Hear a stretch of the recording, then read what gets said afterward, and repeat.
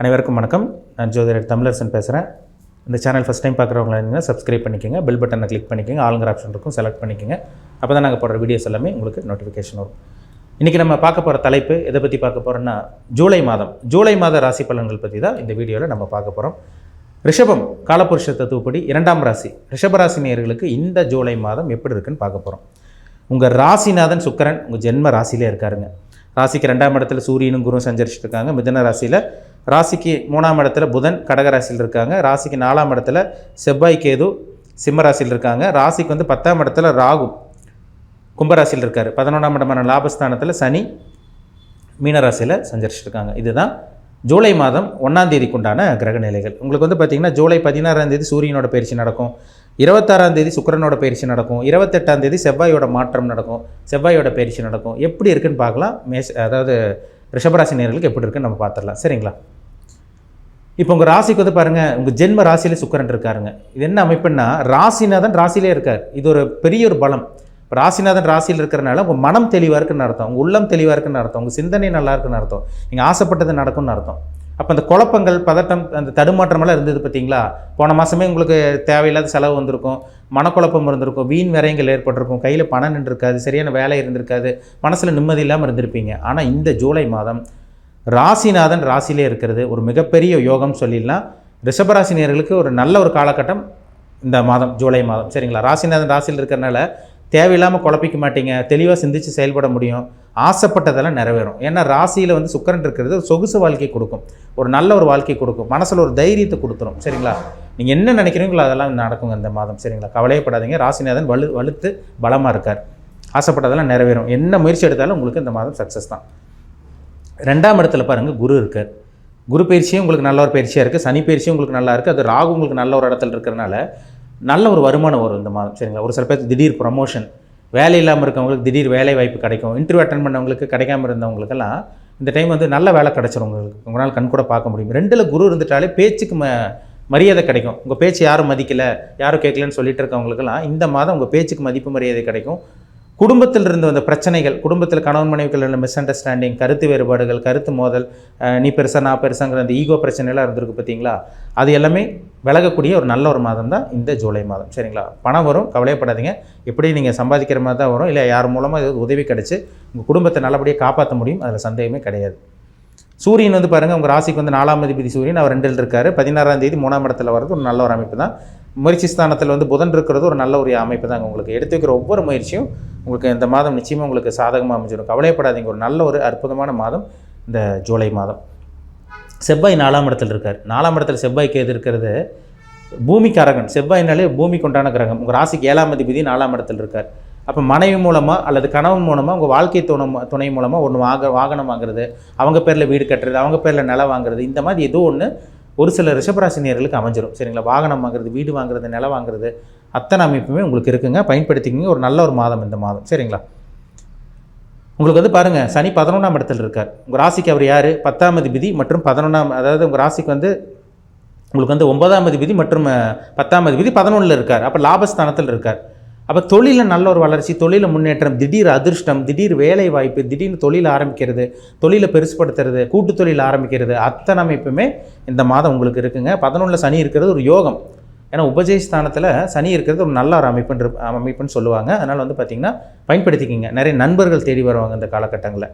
ஆசைப்பட்டதை நிறைவேறும். அது 10ல் பார்த்திங்கன்னா உங்களுக்கு ராகு இருக்கார். அது உங்களுக்கு பதவி உயர்வு, ஒரு சில பேருக்கு ப்ரொமோஷன், நான் முன்னாடி சொன்ன மாதிரி ப்ரொமோஷன் கிடைச்சிரும், இல்லை வேலையில் இடமாற்றம், ட்ரான்ஸ்ஃபருக்காக வெயிட் பண்ணிட்டு இருக்கவங்களுக்கு ட்ரான்ஸ்ஃபர் கிடைக்கிறது, அத்தனை அமைப்புமே இந்த மாதம் உங்களுக்கு நல்லபடியாக இருக்குது. ஏன்னா ராசிநாதன் வலுத்து இருக்கிறனால எல்லாமே உங்களுக்கு நல்லபடியாக அமைஞ்சிரும் உங்களுக்கு. சரிங்களா? இந்த மாதம் பாருங்கள், 5ஆம் இடத்துக்கு செவ்வாய் உங்கள் ராசிக்கு 5ஆம் இடத்துக்கு செவ்வாய் போகிறது ஒரு நல்ல ஒரு அமைப்பு தாங்க. ஒரு சில பேத்துக்கெல்லாம் லவ் மேரேஜ் சக்ஸஸ் ஆகக்கூடிய வாய்ப்பு உருவாகும். திருமணத்துக்காக வெயிட் பண்ணிகிட்டு இருக்கவங்க, காதல் திருமணத்துக்காக வெயிட் பண்ணிட்டு இருக்கவங்க, அரேஞ்ச் மேரேஜுக்கு பார்த்திங்கன்னா வரன் அமையாமல் பொறுமையாக இருக்கவங்களுக்கெல்லாம் இந்த மாதம் நல்லபடியாக உங்களுக்கு நல்ல வரன் அமையும். திருமணத்துக்கு உண்டான முன்னேற்பாடு, திருமண விஷயங்கள், சுபகாரியங்களுக்கு ட்ரை பண்ணுறது, ஆரம்பிக்கிறது, அத்தனை அமைப்புமே இந்த மாதம் உங்களுக்கு அமைய போகுது. அப்போ வேலையில் பிரச்சனை வராது, தொழிலில் பிரச்சனை வராது, தொழில் ஆரம்பிக்கிற மாதிரி வரும், திருமணம் சம்மந்தப்பட்ட விஷயங்கள் இதெல்லாமே உங்களுக்கு நல்லபடியாக அமையும். மேசராசி ரிஷபராசினியர்களுக்கு இந்த மாதம் ஒரு நல்ல ஒரு ரிஷபராசினியர்களுக்கு ஒரு பொன்னான காலகட்டம்னு சொல்லிடலாம், பயன்படுத்திக்கோங்க. எல்லா ரிஷபராசினியர்களும் அவங்கவுங்க வயதுக்கு தகுந்த மாதிரி நல்லா இருப்பீங்க. என்ன காரணம்னா ராசியில் சுக்கிரன் இருக்கார். ராசியில் சுக்கிரன் இருக்கிறது ஒரு மிகப்பெரிய ஒரு பக்கபலம் சொல்லிடலாம். நினச்சபடி உங்களால் வாழ முடியும். ஆசைப்பட்டது உங்களால் கண்டிப்பாக போராடியாச்சும் இந்த மாதம் உங்களால் அமைச்சிக்க முடியும். அதில் சந்தேகமே கிடையாது. பயன்படுத்திக்கங்க. ஒரு அருமையான மாதம் தான் இந்த ஜூலை மாதம். மீண்டும் அடுத்த பதிவில் சந்திப்போம். உங்களிடமிருந்து விடைபெறுவது உங்கள் ஜோதிடர் தமிழரசன். இந்த சேனல் பிடிச்சிருந்தா உங்கள் நண்பருக்கு உறவினருக்கும் ஷேர் பண்ணுங்கள், லைக் பண்ணுங்கள், சப்ஸ்கிரைப் பண்ணுங்கள், பெல் பட்டனை கிளிக் பண்ணிக்கோங்க, ஆளுங்கிற ஆப்ஷன் இருக்கும் செலக்ட் பண்ணிக்கோங்க. அப்போ தான் நாங்கள் போடுற வீடியோஸ் எல்லாமே உங்களுக்கு நோட்டிஃபிகேஷன் வரும். இப்போ நீங்கள் பார்த்தது பார்த்தீங்கன்னா இது ஒரு பொதுவான பலன் சரிங்களா. ஜூலை மாத ராசி பலன் நம்ம இப்போ பார்த்துருக்கோம் சரிங்களா. இது கோச்சார பலன் சொல்லுவாங்க. நம்ம சந்திரன் வச்சு பார்க்குறோம். சந்திரன்கிறது என்ன? உடல், மனம். இப்போ ஒரு ஜாதகத்தில் சந்திரன் கெட்டு போனவங்களுக்கு பாருங்கள், உடம்பு கெட்டு போகும், மனசு கெட்டு போகும். சந்திரன் கேதுவோட சேரக்கூடாது, ராகுவோட சேரக்கூடாது, சனியோட சேரக்கூடாது. சனியோட சேர்ந்தாலும் புனர்ப்பு தோஷம்னு சொல்லுவாங்க. அப்போ ஒரு மனமும் உடலும் அவங்களுக்கு எப்படி இருக்குது அதை வச்சு நம்ம பார்க்குறோம். அதே மாதிரி தான் ராசி பலன் சரிங்களா. உங்கள் மனம் எப்படி இருக்குது, உங்கள் ஆசை எப்படி இருக்குது, உங்கள் விருப்பங்கள் எப்படி இருக்குது, உங்கள் எண்ணங்கள் என்ன, நீங்கள் என்ன சிந்திக்கிறீங்க, என்ன நினைக்கிறீங்க, இதுதான் நம்ம ராசி பலன் வச்சு பார்க்குறோம். இது ஒரு 15லேருந்து 20% தான் பேசும் சரிங்களா. இன்றைக்கி தெளிவாக புரிஞ்சுக்கணும். ஏன்னா சொல்கிறீங்க சார் நடக்க மாட்டேங்குதுன்னா இது 15லேருந்து 20% தாங்க. உங்கள் சுயஜாதம் ஒன்று இருக்குது பார்த்தீங்களா, அதை மேட்ச் பண்ணணும்ல. இப்போ ஒரு ராசிக்கு சொன்னால் எல்லாத்துக்கும் ஒரே மாதிரி நடக்கணும்னு அவசியம் கிடையாது. எல்லாத்துக்கும் பார்த்தீங்கன்னா ஒவ்வொரு பிரச்சனை இருக்கும். எல்லா மனிதர்களும் ஒரே மாதிரி கிடையாது. கடவுள் ஒவ்வொருத்தரும் ஒவ்வொரு விதமாக படைச்சிருக்காரு. அதே மாதிரி தாங்க எல்லாத்துக்கும் ஒரே மாதிரி நடக்காது. அவங்கவுங்க தனிப்பட்ட ஜாதகம் பார்த்தா தான் துல்லியமாக தெரியும். இப்போ உங்கள் பிறப்பு ஜாதகம் பார்த்தீங்கன்னா லக்னம்ங்கிறது உயிர் சரிங்களா. ஜாதகத்தில் லான் போட்டிருக்கும் கட்டத்தில் 12 கட்டத்தில் லான், ஏதோ ஒரு கட்டத்தில் லான் இருக்கும். லக்னம்ங்கிறது உயிர், ராசிங்கிறது உடல்.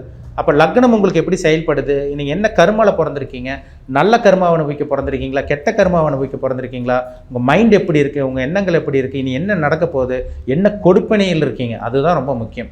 இதெல்லாம் பார்த்தா தாங்க நம்ம 100% துல்லியமாக சொல்ல முடியும். இது நடக்கும், இது நடக்காது. இந்த பிரச்சனை உங்களுக்கு இருக்குது, இது இருக்காது. எப்போ சரியாகும்? 10 வருஷத்தில் ரெடி ஆகுமா, இல்லை இப்போ உங்களுக்கு ஜாதகம் பார்த்தா உங்களுக்கு இப்போ ரெடியாக போதா, டைம் நல்ல நேரம் ஆரம்பிச்சிருச்சா, இல்லை கெட்ட நேரம் ஆரம்பிச்சிருக்கா, இதெல்லாம் பார்த்தா தாங்க நம்ம அக்யூரேட்டாக சொல்ல முடியும். வான்மண்டலத்தில் நகரக்கூடிய கிரகங்கள் வச்சு தான், வான்மண்டலத்தில் கிரகங்கள் நகரக்கூடிய அமைப்பு வச்சு தான் நம்ம கோச்சார பலன் பார்க்குறோம். இது எல்லாத்துக்கும் மேட்ச் ஆகாது. ஒரு சில பேர் செட் ஆயிரும், ஆனால் எல்லாத்துக்கும் மேட்ச் ஆகுமா? கண்டிப்பாக மேட்ச் ஆகாது சரிங்களா. ஏன்னா கோச்சாரங்கிறது 15லேருந்து 20% பேசும். தனிப்பட்ட ஜாதகம் 80லேருந்து 85% பேசுங்கிறத நீங்கள் தெளிவாக புரிஞ்சுக்கணும் சரிங்களா. ஏன்னா நட்சத்திரம் 27 நட்சத்திரம் இருக்குது. 27 நட்சத்திரம். ராசி பார்த்தீங்கன்னா 12 ராசி. 12 ராசியில் பார்த்தீங்கன்னா எல்லாத்திலும் பார்த்தீங்கன்னா 3 நட்சத்திரம் வரும். மேஷம் முதல் மீனம் வரைக்கும் 3 நட்சத்திரம் வரும். அது என்ன நட்சத்திரத்தில் பிறந்திருக்கீங்க, என்ன நட்சத்திர பாதத்தில் பிறந்திருக்கீங்க, அதுக்கு தகுந்த மாதிரி தான் சில விஷயங்களும் சில இதெல்லாம் மாறுபடும் சரிங்களா. உங்கள் பிறப்பு ஜாதகத்தை பாருங்கள், தனிப்பட்ட ஜாதகத்தை பாருங்கள். நீங்கள் என்ன அமைப்பில் பிறந்திருக்கீங்க, எதை அனுபவிக்க பிறந்திருக்கீங்க, வாழ்க்கையில் என்ன நடக்கும், எப்போ நல்லா இருப்பீங்க, எப்போ செட்டில் ஆவீங்க, அத்தனையுமே தனிப்பட்ட ஜாதகம் பதில் சொல்லும் சரிங்களா. தனிப்பட்ட ஜாதகம் பாருங்கள். அதை தெரிஞ்சுக்கிட்டிங்கன்னா உங்களுக்கே ஒரு டெசிஷன் எடுத்துடலாம். உங்களால் முடிவு எடுக்க முடியும். ஒரு லைஃப்னா இதுதான், இதை எடுத்து நம்ம போயிட்டே இருக்கணும், இது பண்ணலாம், இது பண்ணக்கூடாதுன்னு உங்களுக்கே ஒரு வழி கிடச்சிடும் சொல்ல. ஆனால் ஜோதிடம்ங்கிறது ஒரு வழிகாட்டி தான் சரிங்களா. உங்கள் தனிப்பட்ட ஜாதகம் பார்க்குறது ரொம்ப ரொம்ப நல்லது. மீண்டும் அடுத்த பதிவில் சந்திக்கும் வரை உங்களிடமிருந்து விடைபெறுவது உங்கள் ஜோதிடர் தமிழரசன். நன்றி, வணக்கம்.